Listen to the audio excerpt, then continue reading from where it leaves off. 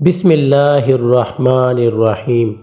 شروع اللہ کے نام سے جو بڑا مہربان نہایت رحم والا ہے۔ السلام علیکم دوستو، آج کی ہم اس ویڈیو میں حضرت محمد صلی اللہ علیہ وسلم کا آندھی کے وقت طرز عمل بیان کریں گے۔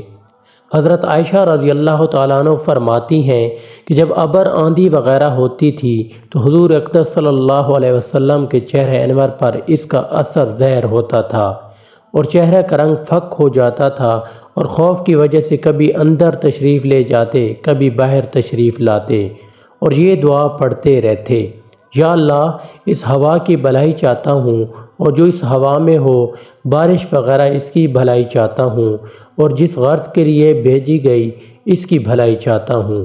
یا اللہ، میں اس ہوا کی برائی سے پناہ مانگتا ہوں اور جو چیز اس میں ہے اور جس غرض سے یہ بھیجی گئی اس کی برائی سے پناہ مانگتا ہوں۔ اور جب بارش شروع ہو جاتی تو چہرے پر انبساط شروع ہوتا۔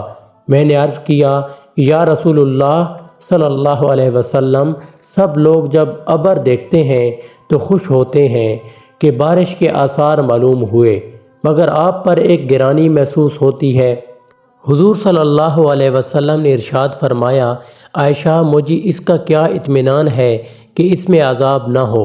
قوم عاد کو ہوا کے ساتھ ہی عذاب دیا گیا اور وہ ابر کو دیکھ کر خوش ہوئے تھے کہ اس ابر میں ہمارے لیے پانی برسایا جائے گا، حالانکہ اس میں عذاب تھا۔ اللہ جل شانہ کا ارشاد ہے: ترجمہ: ان لوگوں نے یعنی قوم عاد نے جب اس بادل کو اپنی وادیوں کے مقابل آتے دیکھا تو کہنے لگے کہ یہ بادل تو ہم پر بارش برسانے والا ہے۔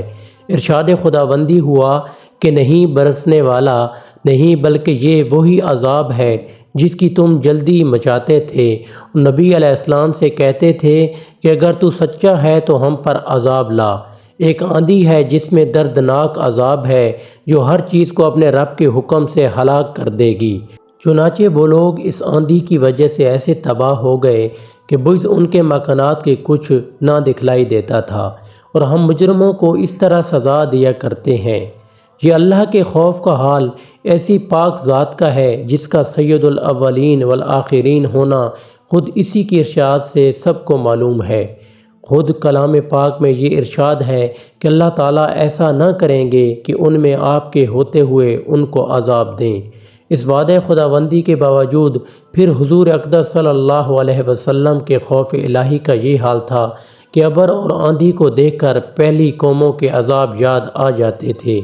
اسی کے ساتھ ایک نگاہ اپنے حال پر بھی کرنا ہے کہ ہم لوگ ہر وقت گناہوں میں مبتلا رہتے ہیں اور زلزلوں اور دوسری قسم کے عذابوں کو دیکھ کر بجائے اس سے متاثر ہونے کے توبہ استغفار نماز وغیرہ میں مشغول ہونے کے دوسری قسم کی لغو تحقیقات میں پڑ جاتے ہیں۔